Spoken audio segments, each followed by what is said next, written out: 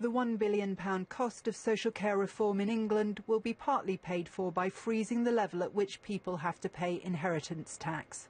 There are slightly different systems elsewhere in the UK, including Scotland, where personal care is free. Alison Holt, BBC News. Well, we can talk now to the Conservative MP Sarah Wollaston, who supports the changes, and to Christian Guy, the Managing Director of the Centre for Social Justice, who believes it will help the wrong people. Thank you both very much for joining us. We'll come to you first of all, Sarah. In a time of austerity, do you think this is the right sort of area for the government to be looking at, spending money? I do, and I'd just like to take a little bit of issue with some of the points made in the package. In fact, the recommendations were for between 35 and 50,000 by Andrew Dilnot, and in fact the proposals today would actually be close to that than it would first appear, because it's actually around 61,000 if you look at it in the prices that were current at the time Dilnot was looking at it. But the most important thing for me here is actually setting the threshold. This threshold does actually cover people who've got modest homes, because I well remember when I was a GP the real shock that people felt when they realised that with assets of just 23,250 they had to meet the entire cost of their care. So actually raising the asset threshold is a really significant change here and help a lot of people. Christian? Well, I think in the package we heard that this might bring an extra 100,000 people into the system, and we have to ask what kind of system they're coming into. Today's announcement is clever politics. It's a reach to Middle Britain, but the point is that it's actually bad government. The social care system is in crisis. Everybody agrees with that. We've got all sorts of problems with it. So in a time of austerity, when everything is being stripped back and state investment is going, why, I think, is the question, are we reaching out to homeowners who, of course, have some very serious decisions to make and have tragic, often, circumstances that they face, but should they be front of the queue? I think that's a much harder thing to justify. How would you answer that point, Sarah? What I'd say is that actually it will help more people than that, as I say, because it's not just about the cap, it's about the asset threshold, which does help very many people. But there are other measures here. If we look at what's coming in the Care and Support Bill, actually having a national eligibility framework, that will be making a tremendous difference to people, allowing portability of assessment. So these all come as part of a wider system reform, but actually I do agree with Christian.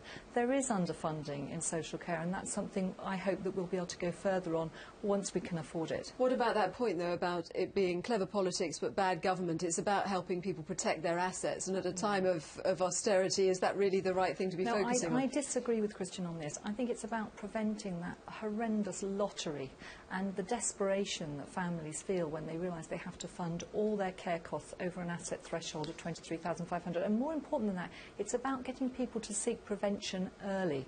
And I think that's very important, because very many people who are just above that 23,250 threshold at the moment don't go and seek help, and therefore they're missing out on the kind of prevention that would help them stay out of hospital and deteriorate in the first place. So this is absolutely the right measure. Do you have sympathy for that, Christian? I mean, the difficulties that families go through when they realise that a loved one needs care, and suddenly they're faced with a monumental... Yes, I do, and I can see the temptation everybody has to welcome something because it's better than nothing. For years, politicians have kicked this into the long grass, and it seems this government's finally getting to that long grass. But if you look at where the problems are in the social care sector, whether it is in prevention or whether it's the demoralised care sector, the low wages, the flying visits, the lack of funding, the rationing of care, people need care but can't get it, all of those things to me cry out for investment now.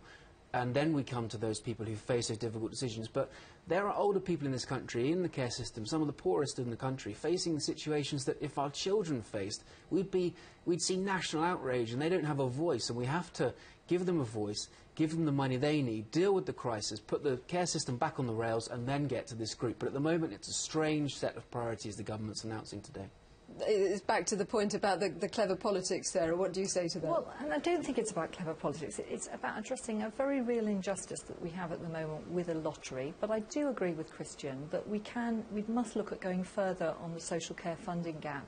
But what we're faced with here also is the reality of where this funding comes from. I mean, there are proposals put in place to fund this, perhaps, by delaying an increase in the inheritance tax threshold. So it's not fair to say that this is all about handing money back to homeowners. It's about trying to create a system that's fair and that really does encourage people to come forward at an earlier stage to have sensible prevention. And as a Conservative politician, what is your view on the Conservative tax threshold being frozen to contribute towards this? Because obviously you're part of a Tory party that promised to dramatically increase the inheritance tax threshold. Yes, but also as a Tory, what I recognise is that this money has to come from somewhere, and that we've seen a decade of people making promises and paying for things by people in the future having to foot the bill, and we have to make sure that this is affordable right now. And so it's a very painful choice.